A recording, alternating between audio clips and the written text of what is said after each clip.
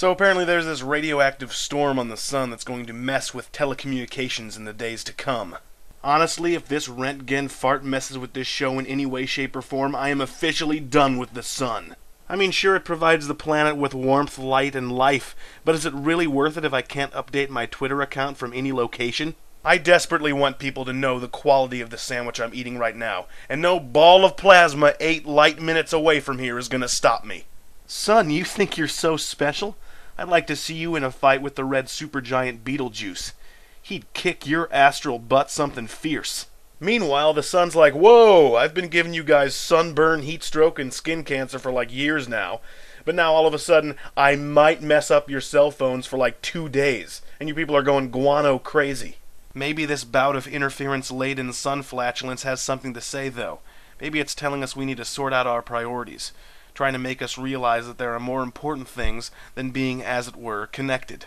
This is, of course, nonsense, because as you and I both clearly know, there is nothing more important than the internet. So go away, son. Why don't you pick on somebody your own size?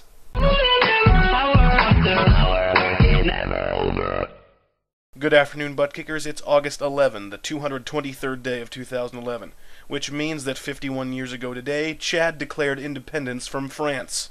All I want to know is who is this Chad person, how did he declare independence, and why does Wikipedia insist on omitting his last name?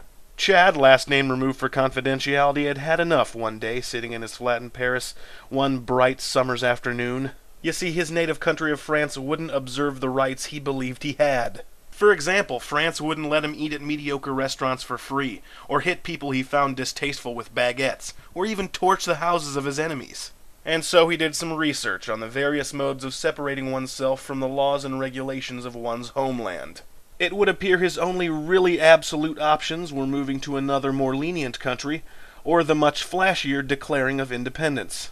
Chad, who hated France but rather liked his flat in France, decided that he and his flat would secede and become their very own nation, independent of his previous nation's so-called laws. He bought some nice stationery from Le Walmart, took a few classes on calligraphy, and proceeded to pen his Declaration of Independence. And here it is, translated into English.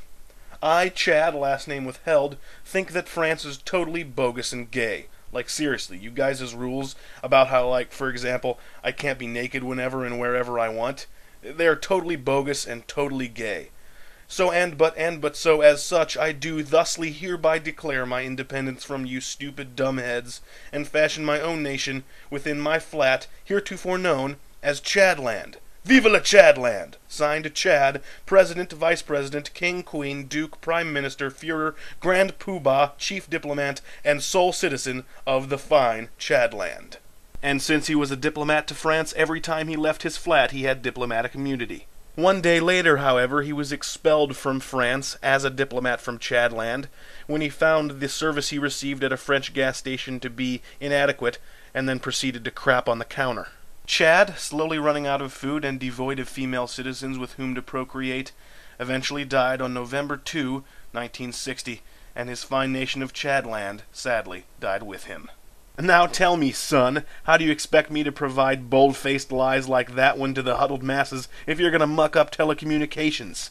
And you know what? To commemorate the glory of Chadland, my entire room and all my equipment and I are going to secede from the solar system, because I'm just tired of the sun. That's right, bye-bye, son, I'm seceding. Oh, crap. Guess I didn't think this one through. Until tomorrow, he's Cliff, and he's still talking.